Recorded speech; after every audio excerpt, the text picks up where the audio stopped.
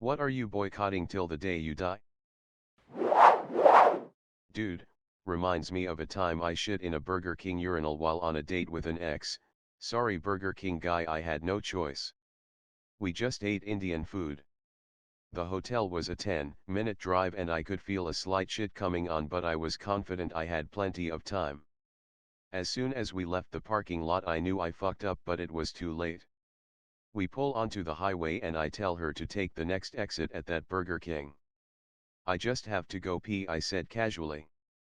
Really, I was very close to shitpantsing myself. She pulls up to BK and I try to be casual about going in, but as soon as I go around a corner she couldn't see me. I'm running. I get into THR bathroom and there is one stall which is occupied. I figured, well, there's no way. I'm fucked. Then I looked over at the urinal and it dawned on me. Pulled my pants down and shat all up in that urinal. So now I'm standing there pants down and ass a mess, and all I can do is wait for the guy to come out. Will another person come in and see me? Fuck fuck fuck. Well, the guy flushes the stall and comes out. It was the fucking Burger King employee. He stops and looks at me in the eye. I look at him and I'm like, dude, I'm really sorry. I had no choice. I'm really sorry, man. Without saying anything he turns to the door and walks out. Well, I went in the stall and got myself cleaned up the best I could. Shaw is just a giant scummy scammer. Same thing happened to me too. The page wasn't fully loaded yet on my browser and I clicked randomly on the page, and it happened to land on a one-click toolkit purchase. I never opened the kit and emailed them about the mistake several times, but even though I used the same email address I had previously received responses from them from, they never sent anything back about this particular problem. I eventually disputed the charge through my credit card company, giving them all the details. I actually forgot about it for a few months and looked back to see whatever happened with it. The CC company sent me Shaw's defense and then gave me the opportunity to rebut, but it was already past the deadline. The CC obviously saw their scam anyway and refunded my money even though I didn't send any clarifying information. Credit cards can have some great benefits. Expedia and all the sites they own/control. Which is a lot of them. Expedia screwed me over in a bad way, and then their customer service people insulted me when I tried to call attention to the serious issues. Ultimately, they offered me a gift card as a take it or leave it solution to the entire issue. I left it, and went on a crusade to slam them on Twitter. I did it for a long time but got bored. The issue: their website let someone use my email address to buy plane tickets. The person didn't need my PW, and I believe they just made a typo that resulted in them using my email address in a required field. When I got an email confirmation about my airline tickets, I called to say it was wrong. Expedia canceled the tickets, and called it settled. When the actual customer arrived at the airport and their tickets were canceled, they called Expedia. The rep from Expedia told them I canceled their ticket, and then gave this angry person my full name and my cell phone number so that he and I could sort it out between the two of us. The guy was pissed and made vague threats, so I contacted Expedia customer service to get this addressed. When I refused their offer of a $50 Expedia gift card, they told me I could suck a soft dick or a throbbing hard cock, my choice. I declined to do either, and we parted ways forever. The end. Once upon a time when internet shopping was new and novel, a lot of people didn't trust it because they were afraid of providing their credit card details to the World Wide Web. It was a time when you were told don't tell anyone online your name and where you live. However, slowly people started to adopt to buying things online as they saw the convenience of being able to make purchases and get those items delivered. More websites began getting into the online shopping space and internet shopping started to gain momentum. People realized they could buy things online, and even with the currency conversion and shipping fees, it still worked out cheaper than buying in a traditional brick-and-mortar store. That's how much we were getting ripped off in Australia. The main drawback was back then there were long shipping times. Gary Harvey, the multi-billionaire, started to whinge and complain that online shopping was hurting his business. He had it good for decades ripping off the Aussie consumer, and with the advent of internet shopping, he could see his profits start to decline. He said it's bullshit, consumers have a choice to purchase online and that there could be warranty issues or fake products or whatever crap that spewed out of his mouth. Every Christmas period he would go on television and complain if sales had decreased from the previous holiday season or if there was only a slight increase in sales. If sales were good that year, he would be happy and say spending is up. At the time, goods and services tax was exempt for online purchases from overseas as if the total was below 1k. One day Gary Harvey, the rat bastard, decides to lobby the Australian government to reduce that threshold to $300 and says Australian businesses can't compete with overseas retailers. Somehow buying an item online, paying currency conversion fees and international shipping still ends up cheaper, yet Australian consumers aren't being ripped off. There's much public backlash to the fuckwit Gary Harvey's proposal. Politicians scrap the idea. Gary complains and whinges and whines. Years later he lobbies the government again. However, this time not to reduce the threshold to $300, but he wants all purchases from overseas to be liable for the GST. Somehow, this passes. Not sure how many bribes he had to make in order to have that happen, but there you go. This is the same dickhead that told everyone to spend their $900 GFC stimulus money on plasma screens in his stores. Every time that you make a purchase online from overseas and it's more expensive by 10%, you can thank your multi-billionaire friend, Gary Harvey. How much more money does the greedy piece of shit want? I will never buy anything from a Harvey Norman store ever again. I know people that pay more for an item to avoid buying from there. I probably wouldn't piss on Gary Harvey if he was on fire. I used to live in an apartment next door to a pizza place. Pizza was decent, so I went there at least once a week. There was a woman who worked there who usually wasn't the most friendly, but I never really had any issue. I wasn't the chatty type, but I was a regular, so I'm pretty sure all the employees recognized me. One time though I walk in and it's her and another employee working there. The woman is in back, so I order my usual 2 slices with the other employee who puts them in the oven, and stand by the counter watching TV to wait. A minute later the woman comes in on the phone and asks me, "Did you order?" And I said, "Yeah, I just got the 2 slices. For some reason she assumed the other employee hadn't done anything, so she puts 2 more slices in the oven. I wasn't really paying attention, so I didn't think anything of it. A minute later the other employee walks back in, takes the 2 slices she put in for me and boxes them up. That's when the woman realizes what happened, I still didn't realize, and completely loses her shit at me. She starts screaming, "Why didn't you say your slices were already in? Now I just wasted these." And dramatically dumps them in the trash. "What's wrong with you?" The whole place just goes dead silent and everyone is staring at me. I'm just standing there bewildered and trying to make sense of what just happened, so I just blurt out sorry and walk out. As the shock wore off and I replayed the events in my head, realizing I didn't really do anything wrong or at worst was just an honest misunderstanding, I got pretty upset that I got yelled at like a child, especially after being a regular for years. At that moment I decided I'm never stepping foot in that pizza place again, and I didn't. I lived next to it for another 3 years and not once went in or even ordered from it. I had this happen at a fast food place I go to for breakfast. She missed 2 of the biscuits I ordered in the drive-thru, and when I went in she was being snarky, saying, "I know what I put in your bag, I know you got that other biscuit in your car.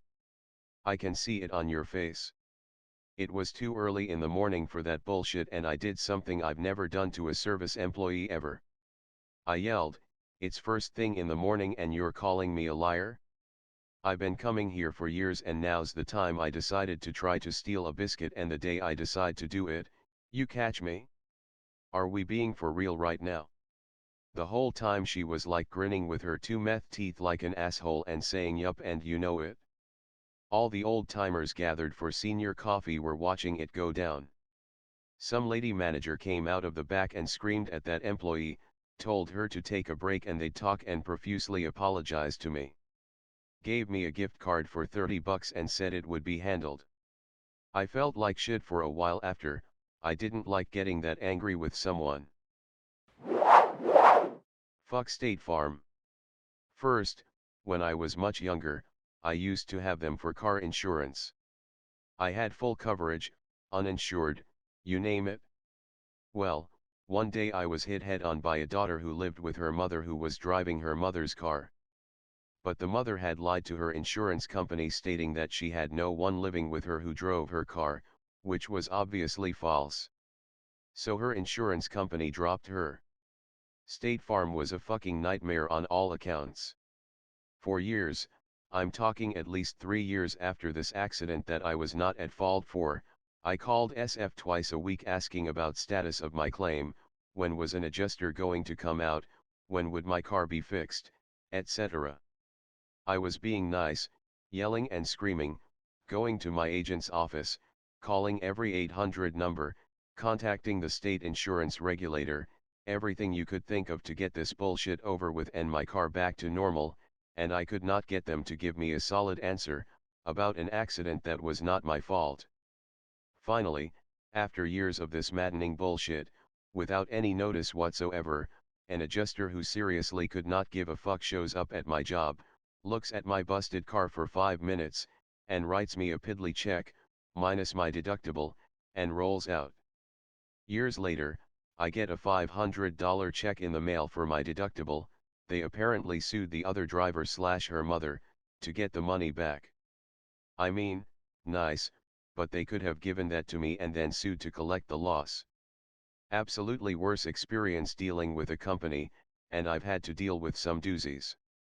Second, my now ex worked at SF. Asshole. Lifetime Fitness. It really pains me to write this, because I really love their gyms. I had a membership at Lifetime on and off through college. I went to a very large university with great amenities, so I didn't need the membership during the school year. I tried to cancel at the end of one summer. I was at the gym one day and I asked about cancellation. I was told to come back at a certain time frame the following Wednesday to cancel.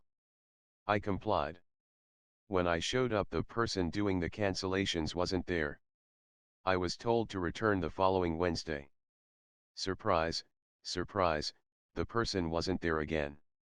I told them I was going to stop the payment through the credit card company.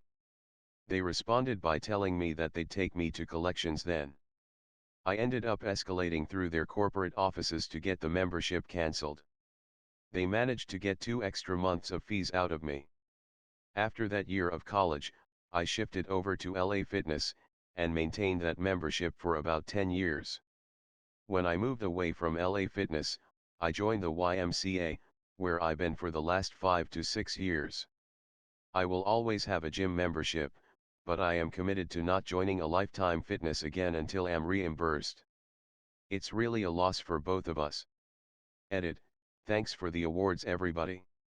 I can't believe the attention this has received. It seems that many of you have found yourselves in similar situations. I encourage you to check out your local YMCA. YMCAs are unique in that their membership cost structure is designed to subsidize memberships for individuals and families that otherwise could not afford one. They also tend to be active in the community, hosting events like the Special Olympics. Thanks for all the comments, I'll read through them this evening. Same. I had a disgruntled employee post a review 4 months after I fired him and made it sound like a real review.